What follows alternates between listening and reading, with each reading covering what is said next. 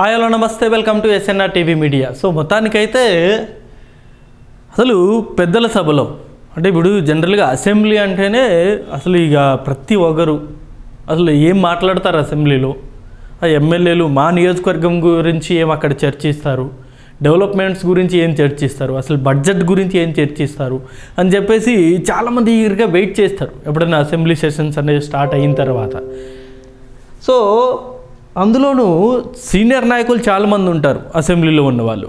So ఈ వాదనలు ప్రతివాదనలు ఎప్పటికప్పుడు నడుస్తూనే ఉంటాయి. కౌంటరు ఎన్కౌంటర్ ఇవ్వడం అనేది, ఇటు కాంగ్రెస్ వాళ్ళు ఏదైనా మాట్లాడితే దానికి బీఆర్ఎస్ వాళ్ళు కౌంటర్ ఇస్తారు, లేకపోతే బీఆర్ఎస్ వాళ్ళు ఏదైనా మాట్లాడితే దానికి కాంగ్రెస్ వాళ్ళు కౌంటర్ ఇస్తారు, అలాగే బీజేపీ వాళ్ళు కౌంటర్ ఇస్తారు. ఇలా ట్రయాంగిల్ ఫైట్ అనేది మాటల యుద్ధం వరకు నడుస్తూ ఉంటుంది. బట్ ఒక్కొక్కసారి ఆ మాటల యుద్ధం అనేది తీవ్ర స్థాయిలోకి వెళ్తే పరిణామాలు ఇలాగే ఉంటాయి. తీవ్ర స్థాయి అంటే ఇప్పుడు మనందరికీ తెలుసు, స్పీకర్ అంటే ఆల్మోస్ట్ ఒక రాష్ట్రానికి థర్డ్ పర్సన్. ఆయన ఫస్ట్ గవర్నర్ గారు, సెకండ్ ముఖ్యమంత్రి, థర్డ్ ఇక స్పీకర్ గారే. సో సభని నిర్వహించేది ఆ సభ పెద్ద అంటారు ఆయన్ని అసలు. సో అలాంటి వ్యక్తి మీద రీసెంట్గా జగదీష్ రెడ్డి గారు చేసిన కొన్ని వ్యాఖ్యలు అనేవి ఇప్పుడు తెలంగాణ రాష్ట్రంలో తీవ్ర దుమారం అవుతుంది. సో ఆ వీడియో క్లిప్పింగ్స్ కూడా మనం ఒకసారి క్లియర్గా చూసుకున్నట్టయితే అందులో వచ్చేసి సభాపతి గారు అంటే స్పీకర్ గారు చాలా క్లారిటీగా చెప్పారు. ఆయన అసలు ఇది మనం సభలో ఉండి మాట్లాడుతున్నాము, మీరు ఇలా మాట్లాడడం కరెక్ట్ కాదు అని చెప్పేసి ఆయన రిక్వెస్ట్ మోడ్లో ఆయన చెప్తే జగదీష్ రెడ్డి గారికి, జగదీష్ రెడ్డి గారేమో మీరు పెద్ద మనిషి మాత్రమే, ఈ సభ మీ సొంతం కాదు అని చెప్పేసి ఆయన మాట్లాడడం జరిగింది. కానీ ఇక్కడ ఒకటి గుర్తుపెట్టుకోవాల్సింది ఏంటంటే సభ అనేది ఆయన సొంతమే. ఎందుకంటే speaker is the head of the assembly.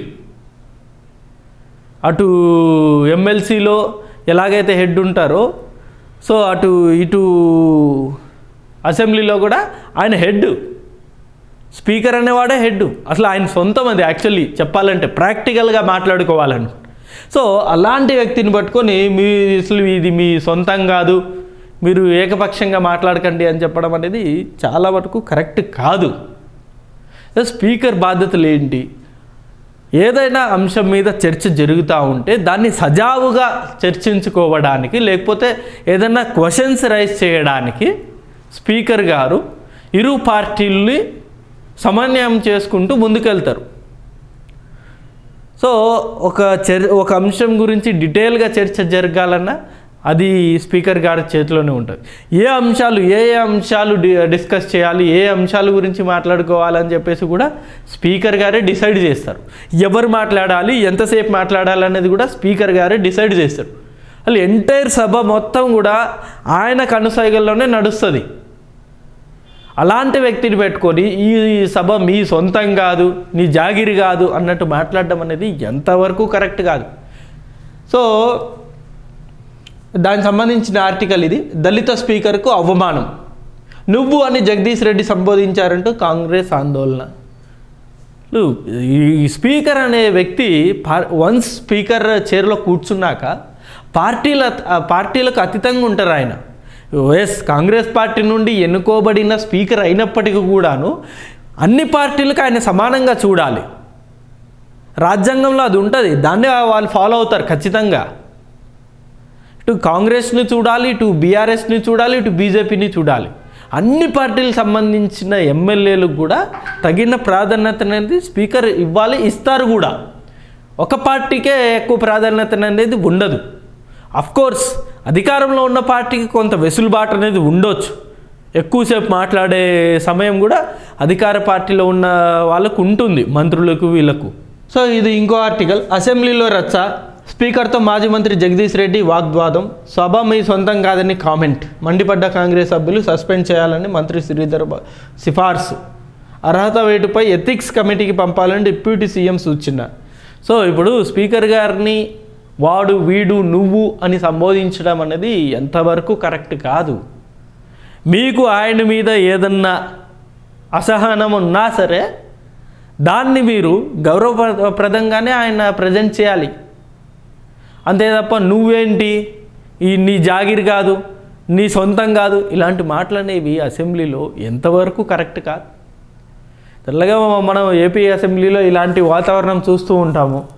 ఇటు గతంలో మనం చూసేవాళ్ళం, అనేక మంది మాజీ మంత్రులు అప్పుడు టీడీపీ నాయకుల మీద ఇష్టం వచ్చినట్లు మాట్లాడి అగౌరవ పాలవడం మనం చూసాం గతంలో. అదే సేమ్ సీన్ కూడా ఇప్పుడు ఇక్కడ తెలంగాణలో రిపీట్ అవుతుందేమో అని అనిపిస్తుంది ఇలాంటివి చూస్తూ ఉంటే. ఎందుకంటే జగదీష్ రెడ్డి గారు ఇవాళ వచ్చిన లీడర్ కాదు, చాలా సీనియర్ మోస్ట్ లీడర్ ఆయనకి తెలుసు ఏం మాట్లాడాలి, ఎలా మాట్లాడాలి అనేది ఆయనకి చాలా స్పష్టంగా తెలుసు. అంత తెలిసినా సరే మరి ఎందుకనో మరి ఆ ఫ్రస్ట్రేషన్లో మాట్లాడారో, లేకపోతే సమయం ఇవ్వట్లేదు, మాకు అణిచివేతకు గురి చేస్తున్నారు మాకు సభలో అని చెప్పేసి ఆ ఉద్దేశంతో మాట్లాడారో ఏమో, కానీ మొత్తానికైతే స్పీకర్ గారి మీద అనుచిత వ్యాఖ్యలు అయితే చేసి వాళ్ళు సస్పెండ్ అయ్యారు. సో దీని మీద ప్రస్తుతం అయితే యావత్ తెలంగాణ మొత్తం కూడా దీని మీద చర్చిస్తూ ఉంది.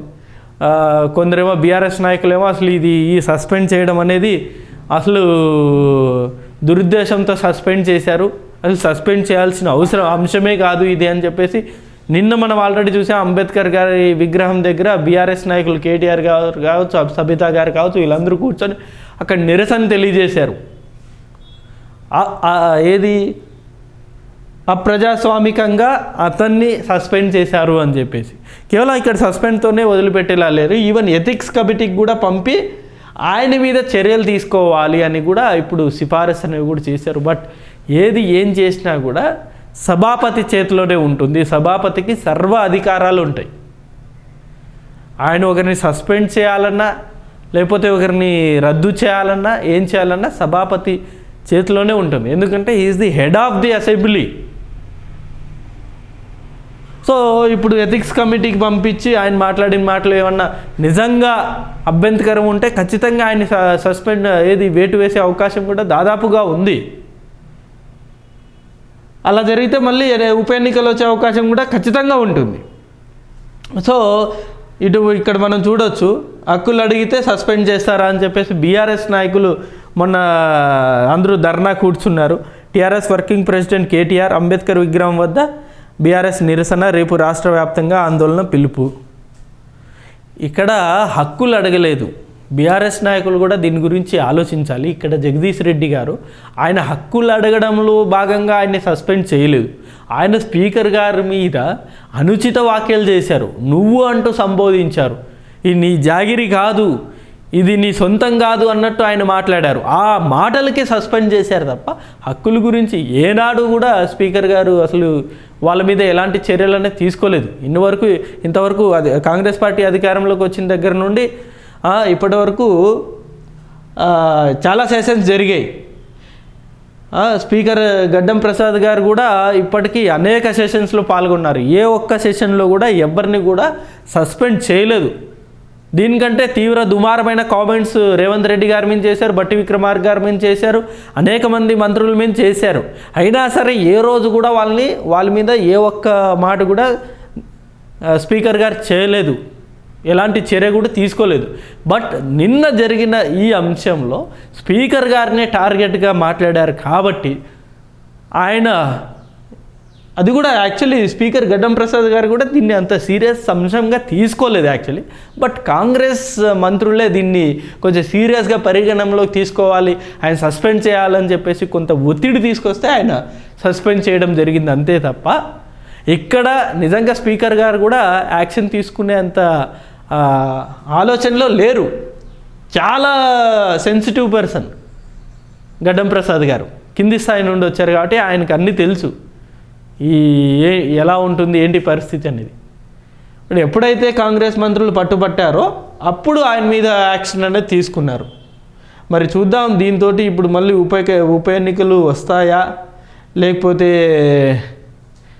ఏంటి నెక్స్ట్ స్టెప్ ఏంటి, ఎథిక్స్ కమిటీలో ఏం తేలుతుంది, ఏం తేలడం వల్ల ఏమవుతుంది అనేది మనకు భవిష్యత్తులో తెలుస్తుంది. ఇది వీడియో అండి. ఈ అంశం మీద మీ అభిప్రాయం కూడా కింద కామెంట్ రూపంలో తెలియజేయండి. Thank you for watching this video. Thank you.